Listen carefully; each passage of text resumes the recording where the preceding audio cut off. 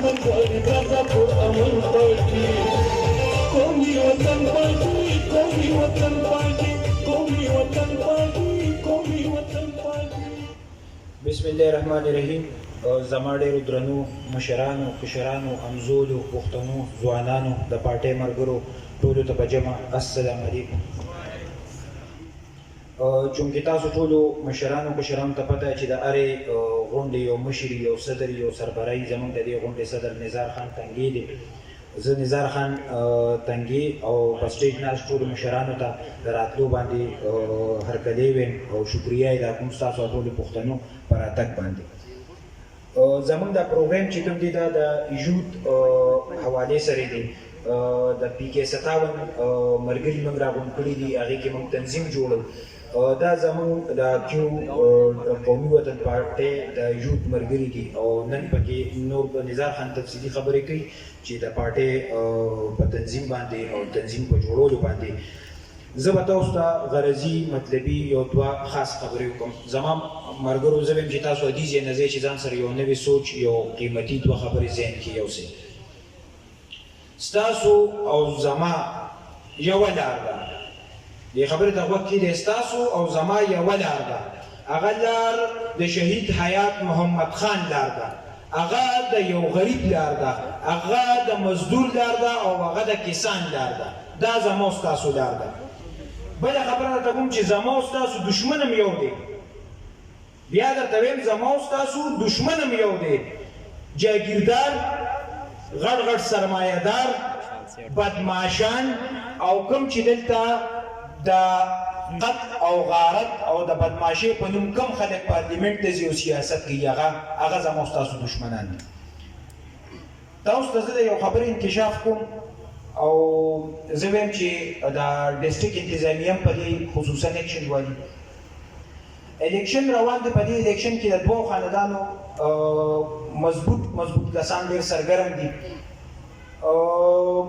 د پریشخیلو خاندان نه چې کوم دی کوم سړی چې سرګرم دی تاسو ته پته ده. د خوازیخیلو د خاندان نه یو مشر یو سیاسي سړی الیکشن ته ولاړ دی. نو د پریشخیلو نه چې کوم ولاړ د سره مخکې دوه ټوپکمار ګرځېدل، اوس ورسره دېرش ګرځي.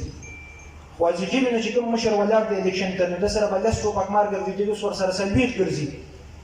نو آیا دا دوی د کشمیر غذا کوي، څه جهاد له روان دي او ګناه الیکشن کوي، سیاست کوي په یو آزاد سوچ. ملګرو دا خبره ما دلته ځکه وکړه چې زه تاسو ته اهم خبره کوم چې زموږ مشرانو او باچا خان د دې پښتون قوم نه ډېر په مشکله دا ټوپک غورځولی دی او قلم یې وله ورکړی دی او دوی بیا دې پښتون قوم کې د ټوپک د بدماشۍ یو شوق یو جذبه په دې کشرانو کې اوچتوي. ځکه چې زه وینم دا ډېر غلطه وخته روان دی. د یو ما ته داسې ښکاري چې په دې را روان الیکشن کې یو غټ جنګ کېدو والا دی. نو زه د ستاسو په زور باندې ستاسو د دې کیمرې په لار زه د چارسدیرو ډي پي او صاحب ته ویم چې ډي پي او صاحب خدای خاطر وکړه د دې ضلعې مشر یې په دې باندې اکشن والا. تا نه خو پورتمانزو کې څوک ټوپک نشي ګرځولی. پورتمانزو کې یو سړی دی په دویمه ورځه والات کې ځوړند دي. ولې دی که ویډیو یې په نمایش کې اوچت کړو. نو دا غټ غټ خلک چې ته کله منې کې د ټوپک ګرځولو نه، نو دا ماحول به هم ټیک شي، دا هر څه به ټیک شي. بل زه پښتنو تاسو ته یو خواست کوم، ریکویسټ کوم چې ستاسو کوڅې ته کوم سړی د ټوپکمارو سره اوټ له درغې نو چې بلکل اوټ موټ چاله هم ورنه کړي. د ټوپک خوند خپلو بچو له دا شوق نه دی ورکول پکار، دا سوچ نه دی ورکول پکار، د قلم سوچ ورکول پکار دی، د یو نوي سوچ ورکول پکار دی، یو انقلابي سوچ ورکول پکار دی. بل د آفتاب خان حکم دی موږ ته، زموږ پارټۍ ته، زموږ د یوت ملګرو ته، د PDM کینډیډیټ ولاړ دی احمد ولي خان. هغه له به موږ منډه هم وو، هغه له به موږ کمپین هم کوو، هغه له به موږ د بکسو خیال هم ساتو. په خپلو پولینګ سټیشنو او پولینګ بوتونو باندې به موږ بالکل سټینډ ټو ولاړ یو.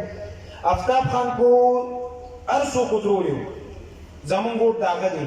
هغه ایمل خان باندې لاس ایښی، هغه خو یو ډېر غټ سیاسي سړی دی، خو د آفتاب خان لاس دی ورسره. نو زموږ د ټولو ملګرو به هغه سره کومکي یو پښتو وي او هغه ته به ښایي د قومي وطن پارټۍ چې په NH24 هر څومره ووټ دی، موږ به ولې دوه ووټونه د هغې نه زیات هم ورکوو. دا به موږ ورته ثابتوو. زموږ ټول ملګري ډېر په کلکه ډېر په نرتوب ولاړ دي. PDM سره ټول PDM پارټۍ چې کوم دي په یو پیج دي او انشاءالله د ایمل خان د الیکشن د کمپین به موږ مخکې بوځو او کوشش به هم کوي چې دی موږ کامیاب وګټه او بیداد د خدای پاک په لاس کې دی زمون کار صرف خدمت دی کوشش دی او مرګرو ته دعوت ورکول دي نو ډېرې خبرې نه کوم ځکه چې مشران شته هغوی به خبرې کوي د یوت ملګري دي هغوی به خبرې کوي زما ذهن کې صرف دا یو دوه خبرې به تاسو ته مایي چې کېدم چې خپلو بچو ته موږ هغه سوچ ورکړو چې کوم لکه زموږ مشرانو په هغې قربانۍ ورکړي دي زموږ شهیدانو زموږ چې دا څومره ځوانان شهیدان شوي دي په دې قومي وطن پارټۍ کې